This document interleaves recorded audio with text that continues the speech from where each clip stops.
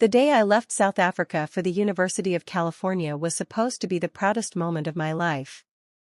My parents, simple, hardworking people who had never owned a car or lived in a proper house, had spent 15 years saving every rand, skipping meals, and wearing threadbare clothes just to afford my tuition. I remember my mother's calloused hands clutching mine at the airport, her eyes swollen from crying. "Study hard, my love," she whispered. "This is your chance." My father, a quiet man who spoke more with his tired smiles than words, pressed an envelope into my palm, his last savings, just in case of an emergency. As I boarded the plane, guilt gnawed at me. I knew what they had given up, the medical bills they ignored, the loans they took, the relentless overtime shifts.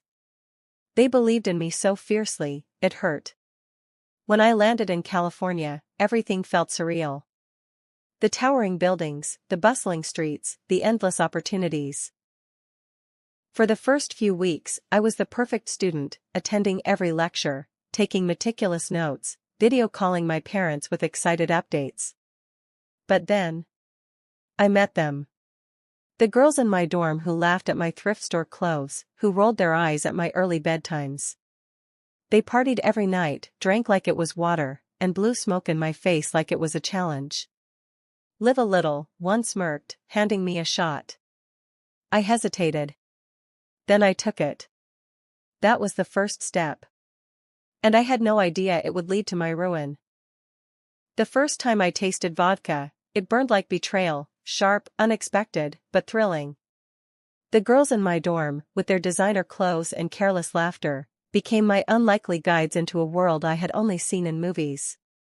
Lena, the wildest of them all, draped an arm around me one night, her perfume dizzying.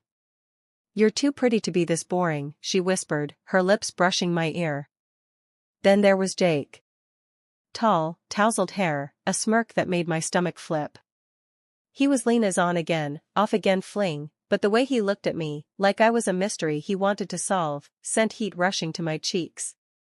"Never met a girl who blushes that easily," he teased, handing me a cigarette. I coughed on the first drag, and he laughed, but his fingers lingered on mine a second too long. That night, under the strobe lights of an off-campus party, Jake pulled me onto the dance floor. His hands slid around my waist, our bodies moving too close, too fast. The bass pulsed like a second heartbeat. "You're different," he murmured against my neck.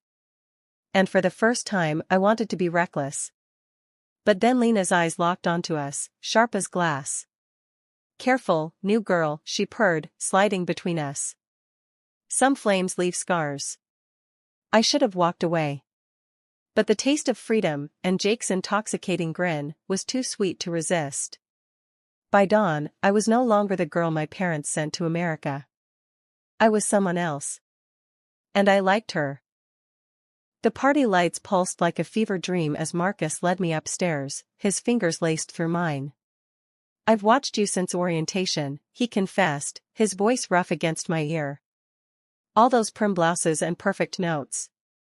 I wanted to ruin you." My stomach clenched, not in fear, but in dark anticipation. His dorm room smelled like expensive cologne and sin. When he pushed me against the door, his body pressed so close I could feel his heartbeat, or was it mine? "Tell me to stop," he challenged, thumb tracing my bottom lip. But my traitorous mouth stayed silent. The first kiss was a revelation, hot and hungry, his teeth nipping just hard enough to make me gasp. His hand slid under my sweater, calloused palms scraping my ribs as he whispered filth that should have shocked me.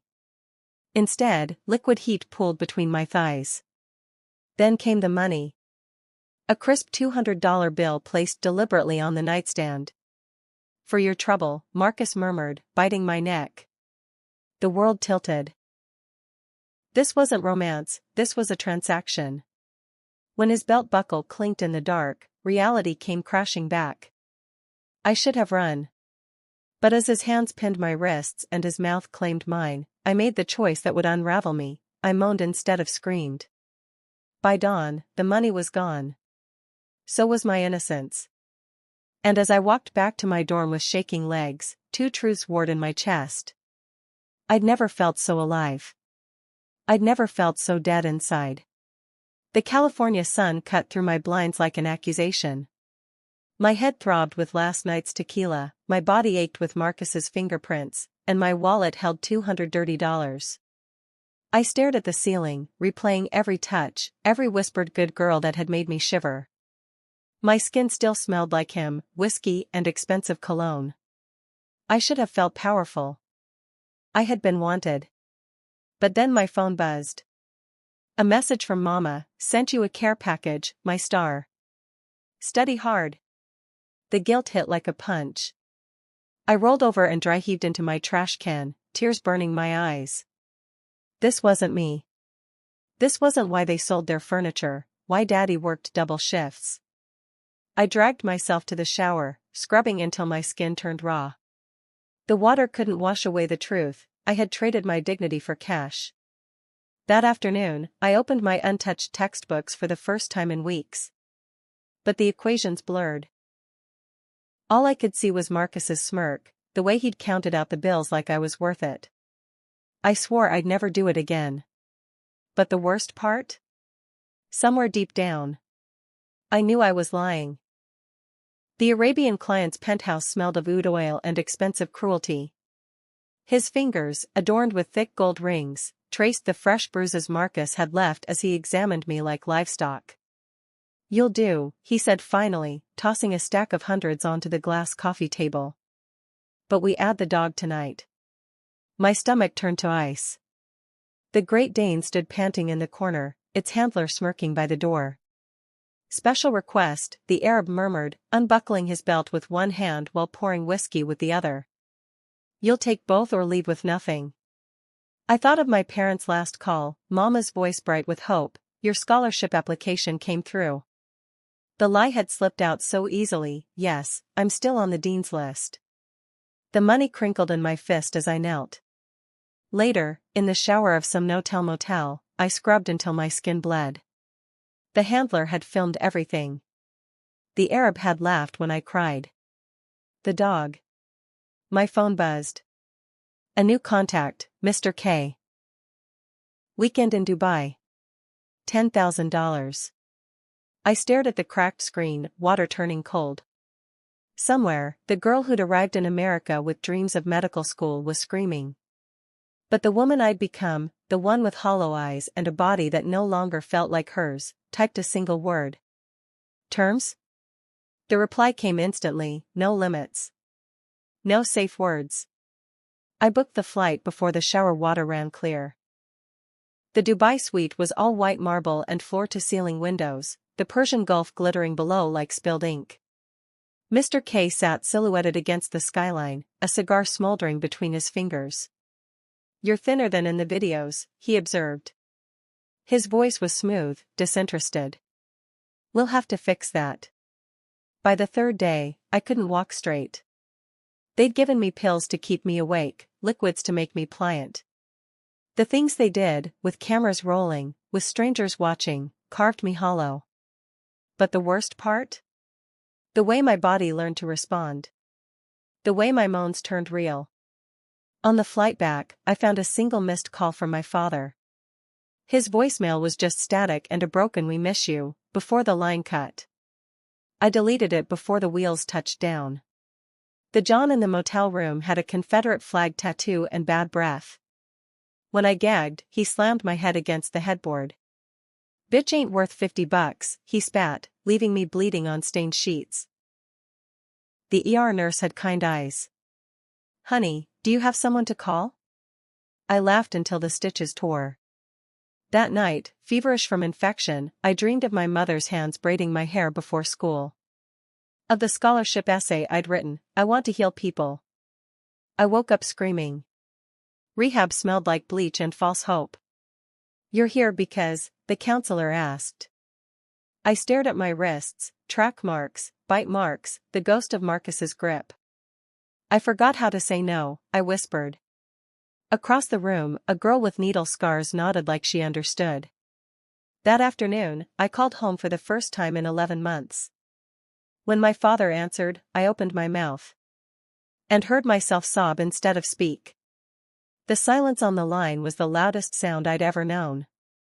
Then, softer than anything, "Come home, Mtanam." For the first time in years, I wanted to. The taxi ride to the airport felt like an out-of-body experience. My reflection in the window was a stranger, sunken cheeks, hollow eyes, hair brittle from bleach and neglect. The driver kept glancing at me in the rearview mirror. "Visiting family?" he asked. "Something like that," I whispered, clutching my single suitcase, the same one my parents had packed with such hope 2 years earlier. Johannesburg's summer heat hit me like a slap when I landed. And then I saw them, Mama in her Sunday church dress, frayed at the hem. Baba in his only suit, the one he'd worn to my farewell party. They looked smaller. Older. When Mama pulled me into her arms, I expected recrimination. Instead, I felt her tears soak through my shirt. "We prayed every night," she said into my hair. That first month home, I woke screaming more often than not. Baba would appear in the doorway, wordlessly holding out the mug of rooibos tea I'd loved as a child. Some wounds, I learned, heal better when left unspoken. 6 months later, I stood before the University of Cape Town's admissions office, my hand steady for the first time in years. The counselor scanned my transcripts, the failed semesters, the expulsion, before meeting my gaze. "Why should we take a chance on you?" Outside, Table Mountain stood unwavering against the wind. "Because I've learned the hard way that rock bottom makes the strongest foundation," I said. "And this time I'm building for two." I placed my parents' photo on the desk between us, their faces alight with pride on my departure day. The acceptance letter came on a Tuesday. Baba framed it beside my old childhood drawings. That night, as I studied at the kitchen table, Mama kissed my forehead and whispered the words that became my compass. "The strongest trees grow from broken seeds." Fade to black. To anyone has watched this video, who feels broken beyond repair, remember this: your story isn't over because of the chapters you wish you could rewrite. The character in this tale crawled through hell, but she didn't stay there.